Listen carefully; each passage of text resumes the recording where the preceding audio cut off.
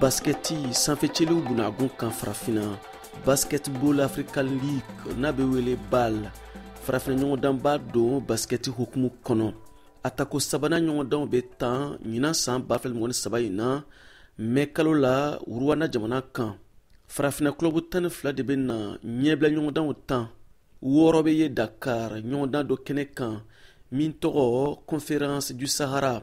Stade Malien de Bamako cɛlakaw bɛ na o niyɔrɔ ta o la k'a daminɛ marisi kalo in tile 11 k'a kunca tile 22.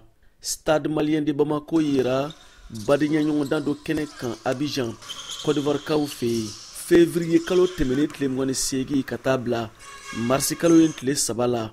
Lassina Jara Stade Malien de Bamako secrétaire général do VOA lasigiden Abidjan Alain Amonchi ka kuma barani na a y'a yira ko fɛrɛ bɛ ka sigi sen kan walasa ka club ka ye Rwanda kɛnɛ kan. Nous allons d'abord avec un esprit. Ni wagati nin na an ka jɛkulu labɛnnen don wa an b'an sen kan a bɛ wagati jan bɔ an bɛ ka sebayaw de sɔrɔ ka tugu ɲɔgɔn kɔ an bɛna taa ɲɔgɔndan min na Dakar an b'a ɲini walasa an bɛ se ka to o dynamique kelen kan cogo min na ka sebayabaw yɛrɛ sɔrɔ mun bɛ se ka kɛ sababu ye an b'an ka sɛbɛn sɔrɔ ka taa ɲɔgɔndanba laban n'o bolobilalen don Yali n'o ye Rwanda ale faba ye.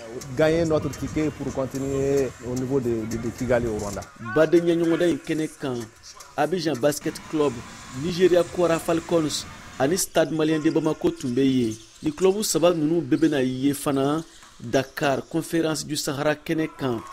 Badenya ɲɔgɔndan y'a to ni club saba ninnu y'u suma ɲɔgɔn ma Kaba Kante Stade Malien de Bamako degeli karamɔgɔ ka fɔ la. C'est une très bonne équipe.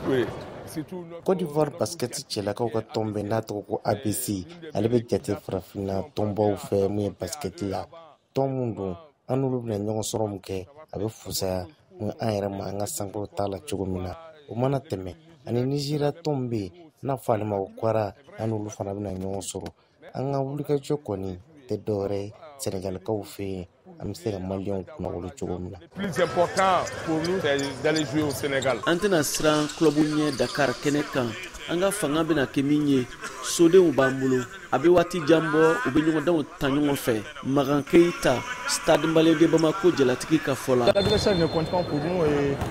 Kɛnɛ kan an labɛnnen don ka tɔn bɛɛ lajɛlen kunbɛn an tɛna siran tɔn foyi ɲɛ an ka tɔn fanga ye a bɛ waati jan bɔ an bɛ degeliw kɛ ɲɔgɔn fɛ bɛɛ lajɛlen bɛ ɲɔgɔn dɔn ani maa kura minnu na fara anw kan olu fana b'o sira kelen de kan o bolo bɛ ɲɔgɔnma an bɛ ka kɛlɛ kɛ ni alasa sebaya bɛ sɔrɔ cogo min na n'an to o sira kɔni kan an ka ɲini fɛn o bɛ kɛ min ye sɔrɔ fɛn.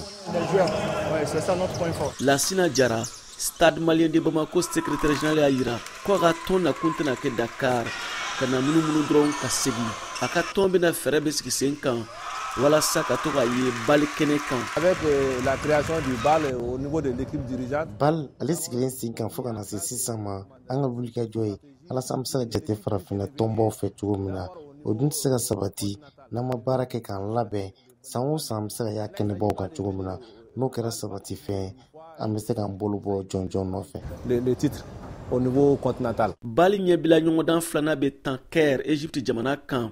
O ɲɔgɔndan tɔgɔ Conférence du Nil o bɛ daminɛ ni Dakar Conférence du Sahara kun cɛra. BAL sigira sen kan 2020 ani FIBA Monde ka fara NBA kan olu ka bolodi ɲɔgɔnma hukumu kɔnɔ. BAL bɛ farafina club cɛmanw de kofɔ club ŋanaw ko don basket kunda VOA Bambara tɔgɔ la Bamako Siaka Traoré ka laseli don ani VOA tɔgɔ la Abidjan Côte d'Ivoire kaw fɛ yen Alain Amonchi